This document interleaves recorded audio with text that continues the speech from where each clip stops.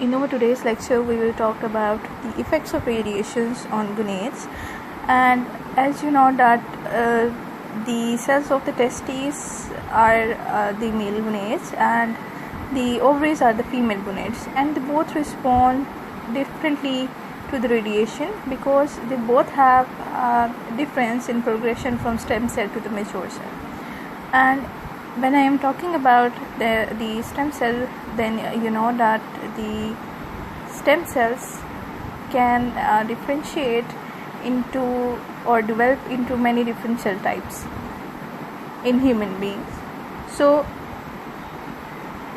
the rate depends on the development of the stem cell into the mature cell. And the ovaries and testes, they both have different rates and at different times, and this process of development is called the gametogenesis. So if we first of all talk about the ovaries, then the ovaries have the stem cells that are the oogonia, and we are first of all talking about the female gonads, and the stem cells of the ovaries are the oogonia, and they multiply in numbers only before birth during the fetal life, and then they reach a maximum number of several million, and after that they begin to decline because of the spontaneous degeneration. During the late fetal life, many primordial follicles will grow to encapsulate the oogonia, which then becomes oocytes. So the primordial follicles are basically the first class of follicles, and they consist of an oocyte that you can see here. The oocyte that will be surrounded by a single layer of flattened granulosa cells. After that, you can see that these follicle containing oocytes will remain suspended in a state of growth until the puberty, and by the time of pre-puberty the number of oocytes will be reduced to only several hundred thousand, and commencing at the puberty the follicles will rupture with regularity every month, and they will eject a mature germ cell that is called the ovum. So every mature follicle will then produce an ovum.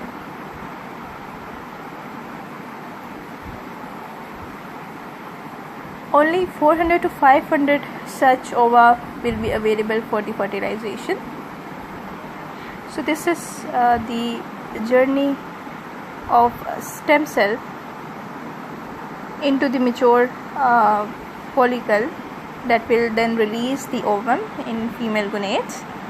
And now we will talk about the male gonads. So the germ cells of the testes are continually being produced from the stem cells progressively through a number of stages to maturity, similar to the ovaries, and they have the cell renewal system. So the male stem cell is the spermatogonia that will mature into the spermatocyte, and this spermatocyte will multiply into a spermatid that will finally differentiate into the functionally mature germ cell, the spermatozoa or sperm. So these are the stages in the male gonads. First of all, there is a stem cell that is called spermatogonia that will mature into the spermatocyte, and the spermatocyte will in turn multiplies, and it will develop into the spermatid, which finally differentiate into the functionally mature germ cell, the spermatozoa or sperm. And this maturation process from stem cell to the spermatozoa requires at least 3 to 5 weeks. So now we have discussed about the different traits and the maturation of stem cells and at different times in the male and female gonads. Now we will talk about the irradiation of ovaries and testes. So first of all, we will talk about the irradiation of ovaries. So the irradiation of the ovaries in early life will cause the atrophy through the germ cell death. So the radiations, because the ovaries are very radiosensitive in the early life, or we can say during the fetal life, so they will cause the reduction of size of ovaries, resulting in the atrophy through the germ cell death. And after puberty, such irradiation also causes the suppression and delay of menstruation.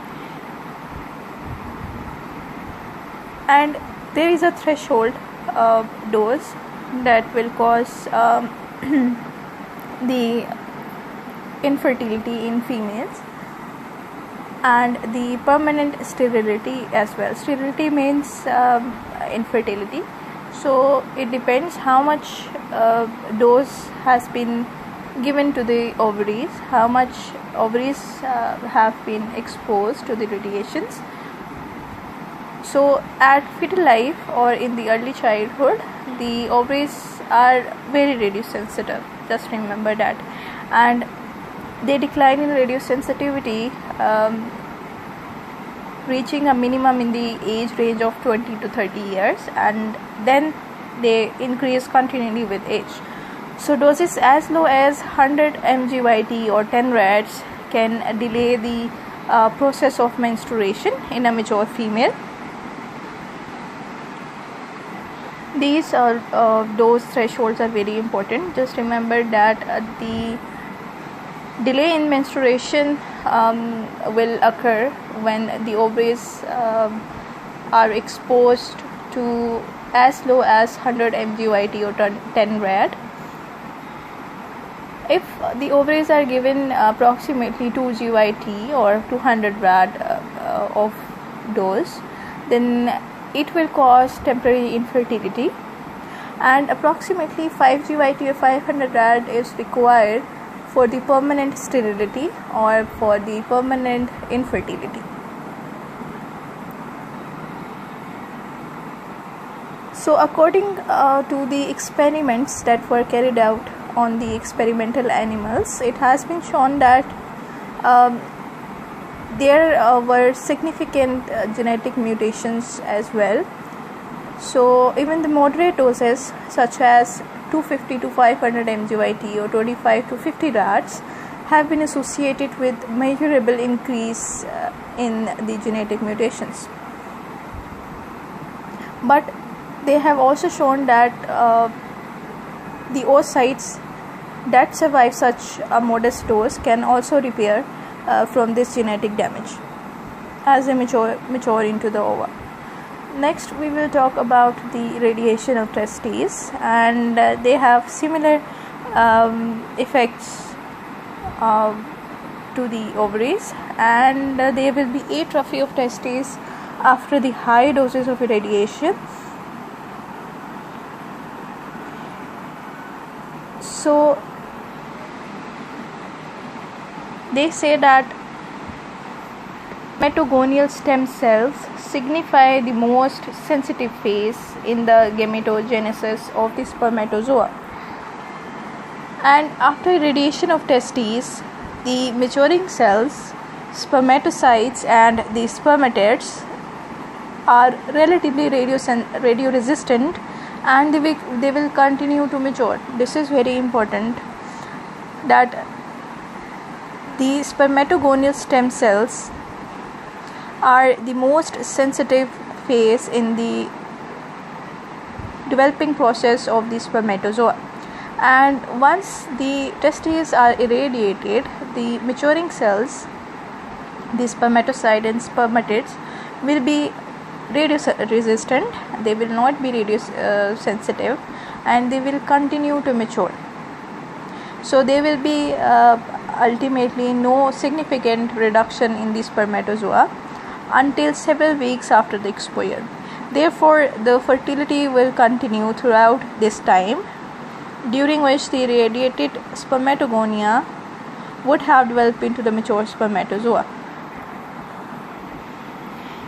There is also a threshold dose, and it's 100 mg/T or 10 rad that can reduce the number of spermatozoa. It's written in the table 33.5 as well, that radiation doses as low as 100 mg/T or 10 rad can reduce the number of spermatozoa,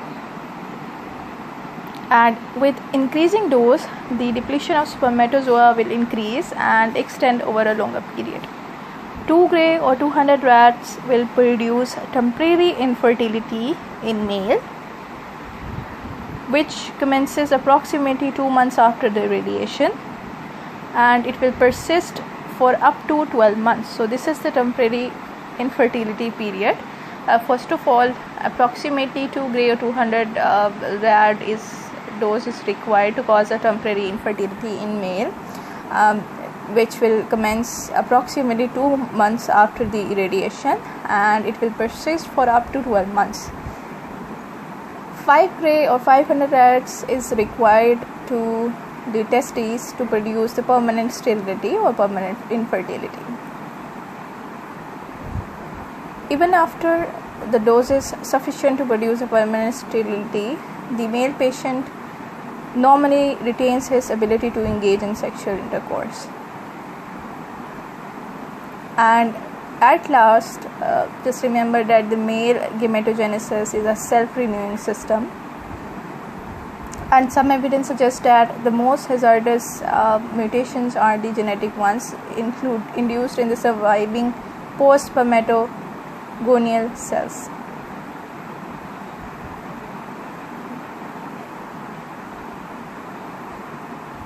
There is another point written, and they say that after the testicular irradiation of doses exceeding approximately 100 mg/T or 10 rads, the male patient should refrain from procreation for 2 to 4 months until all cells that were in the spermatogonial and the post spermatogonial stages at the time of irradiation have matured and disappeared.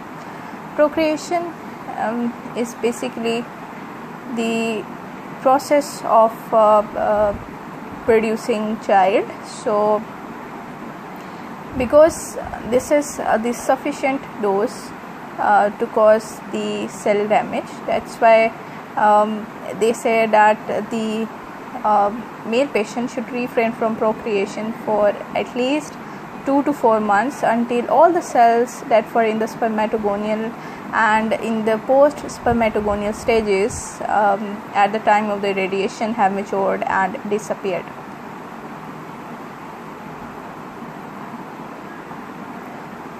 So doing this will reduce, but it will not probably eliminate the increase in the genetic mutations caused by the persistence of the stem cell. So that's all for today, and it's very important